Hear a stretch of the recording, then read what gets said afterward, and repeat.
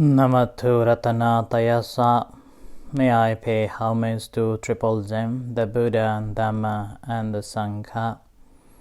My respect goes to my parents and my teachers. Hello, good evening everyone. So today is Monday the 14th of September 2020. And this is Achan Sujan from Varapunya Meditation Center, Aberdeen, Scotland. And hi everyone for coming and joining with us, listening this ongoing Facebook Dhamma talk, focusing on different aspects of the teachings of the Buddha. Hello Prativa, hello Anish, Yvonne, Sarala, Margaret, and everyone. Those who are listening from the locally here in Aberdeen and Scotland and the UK and around the world, in Thailand and in India, Netherlands. So thank you everyone for joining with us today. So today again I will be concentrating on the same theme that we have been talking on, that's mindfulness, or the right mindfulness. So it's a third day of talking on the right mindfulness, and so far I have been talking about the meaning of the meaning of a sati, or the mindfulness, and how the word mindfulness been translated from the sati. And I related that the concept of a mindfulness and mindfulness, and followed by I have explained that mindfulness in my understanding is a toilet for the mind, to take the wasts away and be free and find the real happiness. On the basis of that, yesterday I have explained that mindfulness meditation is not just a present moment awareness, but being aware or being remembering the recent past and the near future. So that's why the concept of a mindfulness is so broad and is also a central point of a Buddha's teachings. When we look at the Buddha's teachings, we do find that he himself explained very distinctively and in different ways that his enlightenment was succeed, or he was able to be enlightened simply by practice of a meditation or the mindfulness. And in the practice of a mindfulness meditation, Buddha's enlightenment is the cornerstone of a whole Buddha's teachings. And ever since he became enlightened, he began the journey enlightening people by sharing the concept of this mindfulness. And in order to understand the word sati in Buddhism, we have to go through so many other aspects of it. There's a character of the sati, which has been translated as mindfulness or awareness or observing power or being attentiveness. These all translations are developed by different teachers. And as the language developed, as the society developed, it's coming into a more lively. So in order to understand the word mindfulness, first we have to know the characteristics of it. And the characteristics of the mindfulness is basically being a person who is very firm on what's going on, very firm on knowing what's going on at that very moment. That's why the Buddha gave a simile called like a hollow pumpkin. hollow pumpkin, when you put it on the river or on the surface of the water, it just floats. It just floats, and then which direction the wind is coming, this pumpkin will move against that direction. With the influence of the wind, it just blows. So it's floating along the waves of the wind on the surface of the water. So mind is not like that. It's called not wobbly. Or mind is not floating alone. Mind is not wobbled. It's called apilapana. Apilapana lakhana. So that simply means that the mind is not wobbling, not traveling all around. It's firmly established on the object which arises in the present moment. The simile is given that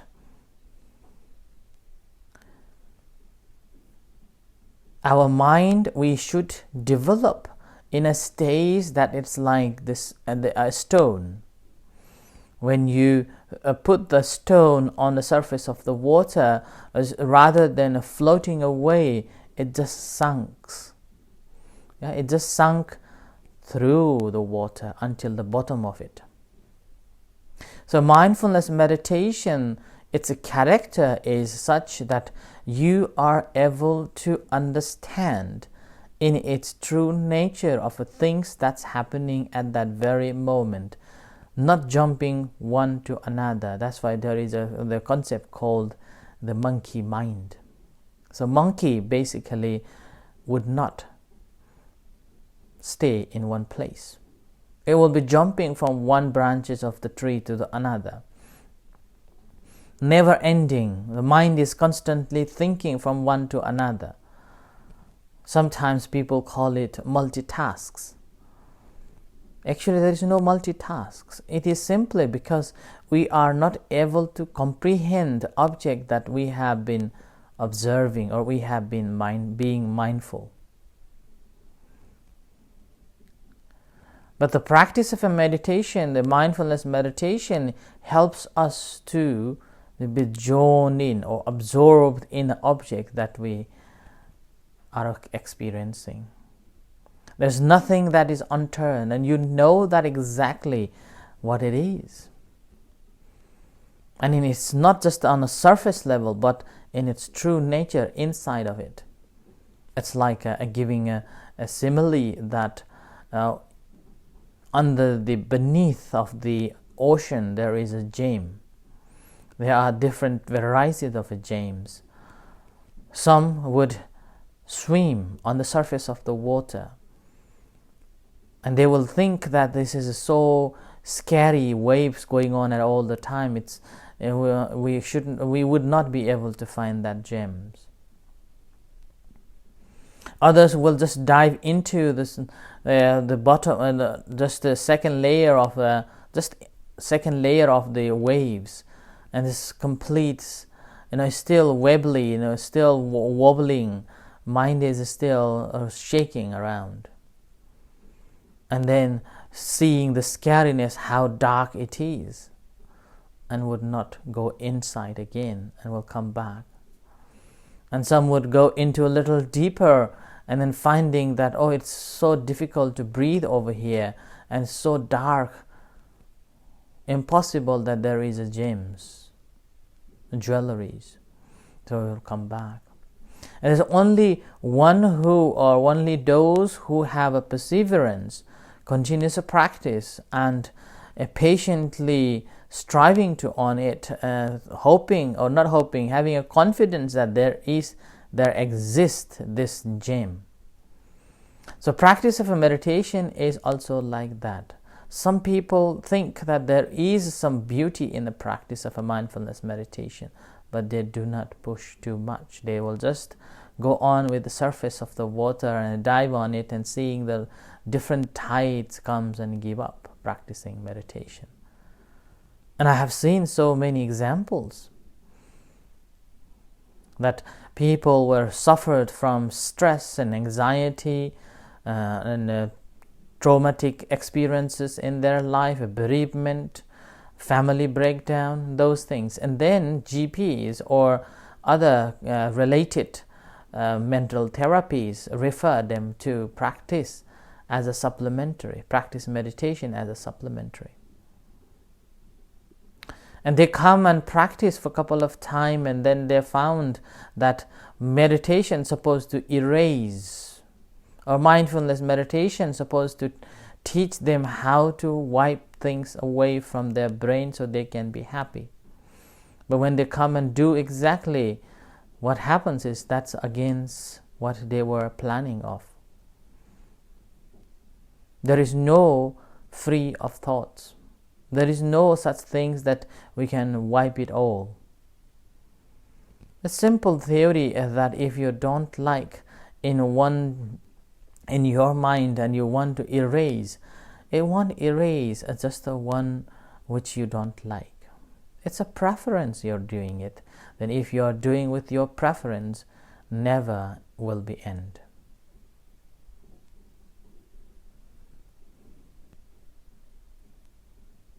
So this is the mindfulness that we have to be very conscious and mindful of it. And the same time, when we become very mindful and we practice it, then the whole spectrum will be changed. So that's why the first thing that we have to understand is the sati, or the mindfulness. Its a character is non-wobbling. So mind is fully joined in.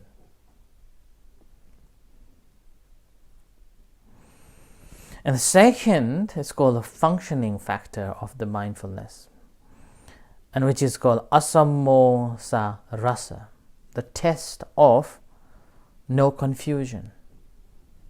Whatever you are, being mindful of things, that there is no confusion at all. It's like, oh, I am watching this flower. I don't know that whether it is a flower or not. No. There is no confusion on an object that you are observing. Let's say we begin with the breath of the abdomen, as it rises and falls, paying attention to that this is and this is. We have no confusion of the breath or the rising, falling of abdomen. Same time, whenever there is other objects arises, so we call it secondary objects, then that moment again, you're being mindful of it, and there is no confusion at all. And not only that, you remember what you recently have seen or observed or known. There is no forgetful. There is no forgetting of what is there. And whenever it arises, there is no skipping. There is no jumping or omitting. A mindfulness, the mind become such a sharp that it's able to be mindful of every moment after moment what's arising, and then having a memory of what's going and what's had happened and what's going to be.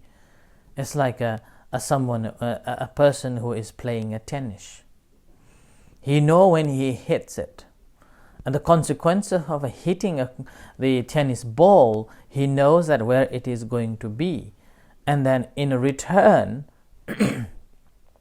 he also knows that after he hit the ball will come back, but he doesn't know where the ball is coming to be. So this is a concept called no forgetful. So there is, first of all, there is no confusion about the tennis ball, and the second, there's no forgetting that after I hit the ball, it won't come back. But there's the back of the mind, consciously we are aware that this ball may come back. It's called a functioning. And we need to be mindful in this way too, how it functions. So constantly change going on, constantly moving going on.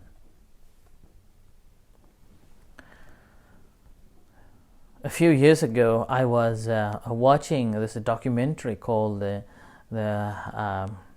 physics, metaphysics, and then they are testing the activities of this paramanus, the atom, how the atom created, and then within this one atom, there are other factors like proton, photon, electron, and these things. Each individuals are separated and looked at it closely. When the scientists are looking at it closely, these elements behave differently when compared to the moment when there wasn't any sign of a watching. So elements can feel someone is watching. When someone is watching, it behaves differently. Even we can look at ourselves too. When we are living alone, we have a freedom of ourselves, a freedom of soul, and we can do anything as we please. But whereas in the community, if you are coming to the center for the meditation, what happens is that there is a conscious decision or consciously influencing that these are the certain things that I suppose not to be doing while I'm in the temple. So these are, again, is coming to the face-to-face. It's called confrontation. So that's the third factors of the mindfulness meditation that one has to be mindful of, that we have to come across with it face to face. It's called abhimukha. Abhi means the great, mukha means the face. So you have to be face to face with the object, any object that is arising at that time of meditation.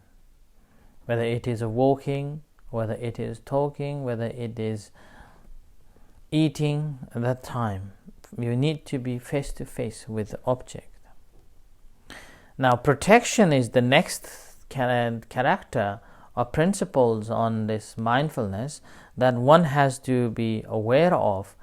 That is called araka pachupatthana, which means that in the present moment you are simply guarded by your own good things and you are not allowing any evils or the maras to invade you. And that is known as the protection in Buddhism. And this is also part of the first noblehood, Sotapanna. So this is the fourth character that one has to develop. It's like a doorkeeper. Doorkeeper is always keeping oneself safe or always keeping the building safe. He knows that what is good things and what is not good thing. It's always watching and then always watching with face to face. And nowadays we have a CCTV being used. I've been thinking of installing a set of a CCTV at the center too, and gradually I will install it for the security and peace of mind of the monks and our members, those who are coming to stay here. If anyone has got any knowledge about it, again, you're most welcome to share. So CCTV is like our eyes are there and watching, and that again scares any other misguided people thinking of stealing or doing or causing something which is unwholesome. So that is the fourth factors in a mindfulness practice that one has to be aware of, that we can behave as a doorkeeper. And this is again also given as a simile, greatest simile in Visuddhimagga as well. And again, you will hear whoever gives the talks on the mindfulness, this simile of a doorkeeper. You are like a doorkeeper. In terms of the proximate cause of this mindfulness practice is called the Thira Sanya. Right? Sanya here means the perception. Thira means the strong or established. At that moment, proximate cause, at that moment, the perception needs to be developed into such a stage that there is that your perception will change. And you recognize things in a very objective way.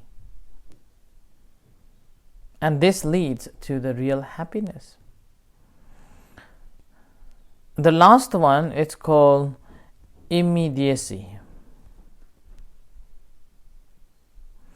Immediacy here, basically, in the practice of a meditation, you have to make a mental note. Or even if you don't make a mental note, it may be very difficult to develop the awareness, but at least you can use your teacher as the base for the practice too.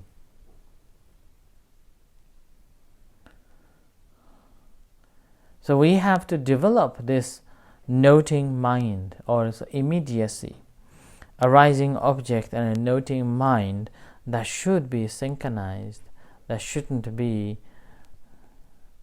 separated. And as these comes together, working together, and only then it fulfills the character of itself, the functioning as the reality, and which hasn't got anybody's influence. This is purely what Buddha meant on these worldly matters.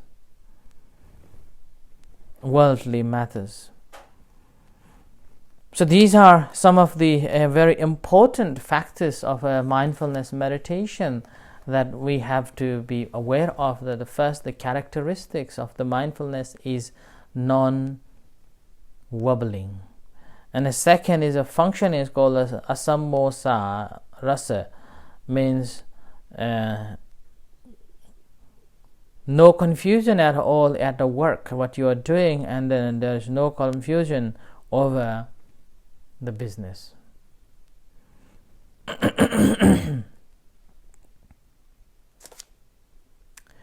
So it is up to us anyway. It doesn't matter how much we study. Unless we practice meditation, then we gradually will see where we are lacking off.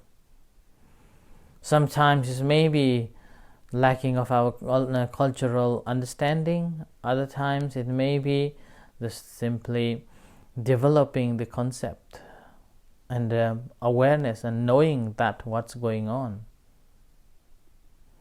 So being mindful of it and practicing it, this brings a real understanding. Now, therein, in particular, in a Buddhist practices of mindfulness, Buddha talked about the 4 foundations of a mindfulness, which comes under the Mahasatipatthana Sutta in Digha Nikaya or Majjhima Nikaya or in the Samyutta Nikaya. And this is one of the very famous sutta in the world now. Probably there are hundreds of books on it, but there is a very special book written by Analayo, Analysis of the Satipatthana Sutta. Now here Satipatthana Sutta, which means the 4 foundations of a mindfulness, simply describes 4 foundations of a mindfulness.